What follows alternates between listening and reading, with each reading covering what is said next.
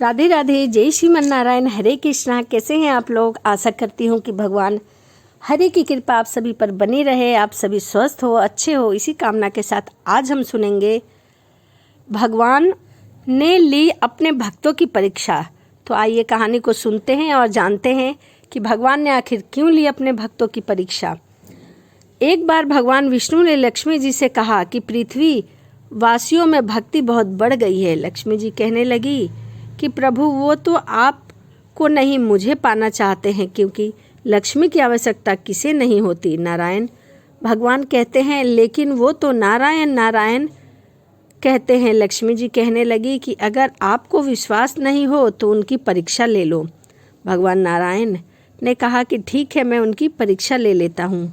भगवान नारायण एक संत का रूप धारण करके एक नगर के सेठ के पास पहुँचे और उनसे कहने लगे कि मैं कथा कहता हूँ, मैं सत्संग करना चाहता हूँ। सेठ ने उनके रहने खाने पीने सभी चीज़ की व्यवस्था करा दी, कथा करने का पूरा प्रबंध भी करा दिया।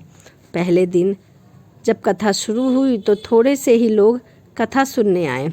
दूसरे दिन भक्तों की संख्या बढ़ने लगी।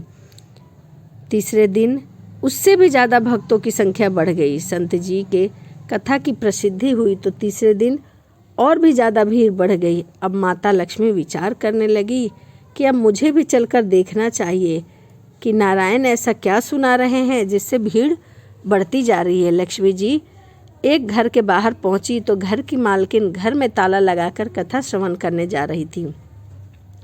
माता लक्ष्मी जी ने उनसे कहा कि बेटी, मुझे थोड़ा सा पानी पिला दो।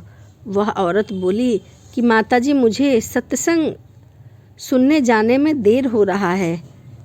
लेकिन फिर भी उसने मन में कुछ विचार करके माता लक्ष्मी को एक लोटा जल पिला दिया।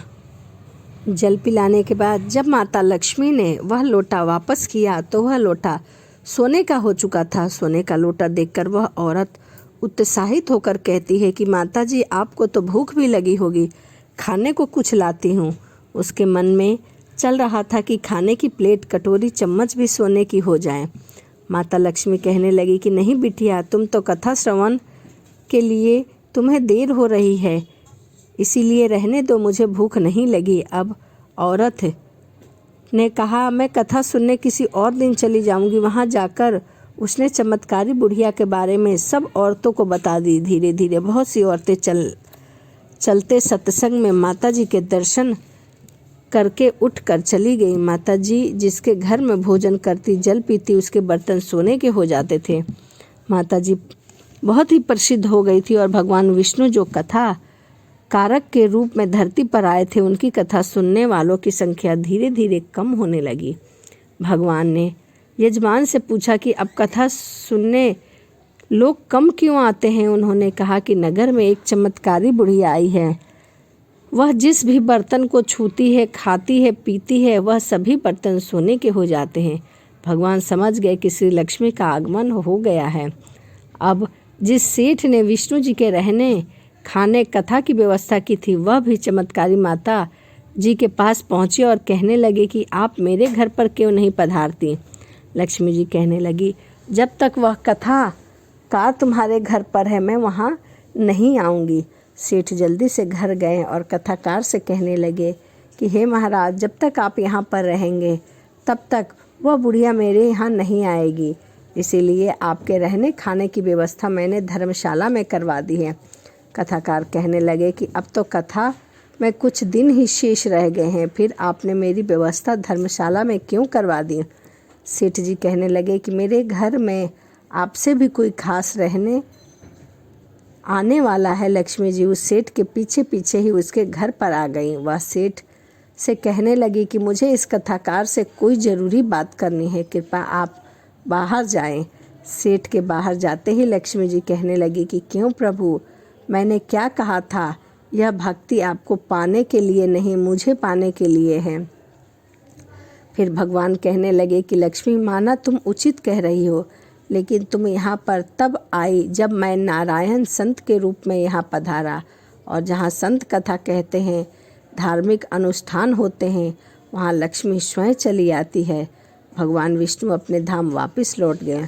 अगले दिन सेठ के घर पर लोगों का ताना शाही लग गया और हर कोई चाहता था कि वह चमत्कारी बुढ़िया उसके घर पर आकर रहे, उसके यहाँ भोजन ग्रहण करे ताकि उसके बर्तन भी सोने के हो जाए। लेकिन यह क्या, माता जी ने सबको चौंका दिया कि मैं अब वापस जा रही हूँ। सब लोग आश्चर्यचकित से पूछने लगे कि क्या हुआ माता जी, हमसे कोई गलती हो गई जो आप हमें छोड़कर जा रही हैं। माँ लक्ष्मी कहने लगी कि मैं वही रहती हूँ जहाँ नारायण रहते हैं। आप लोगों ने नारायण को पहले ही भेज दिया। नारायण के बिना अकेले मैं कहीं नहीं रहती और यहाँ मैं अपने नारायण के बिना कैसे रह सकती हूँ। इतना कहकर माता लक्ष्मी अपने धाम को चली गई। अगर माँ लक्ष्मी की कृपा प्राप्त करनी है तो नारायण जी की भक्ति अवश्य करनी चाहिए। नारायण की भक्ति करते ही माता लक्ष्मी स्वयं पीछे पीछे आ जाती हैं, क्योंकि लक्ष्मी जी नारायण जी के साथ ही रहती है। तो इसीलिए एक बार बोलिए जय लक्ष्मी नारायण।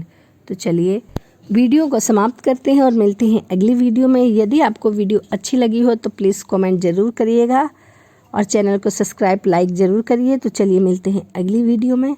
राधे राधे, जय श्रीमन नारायण, हरे कृष्णा।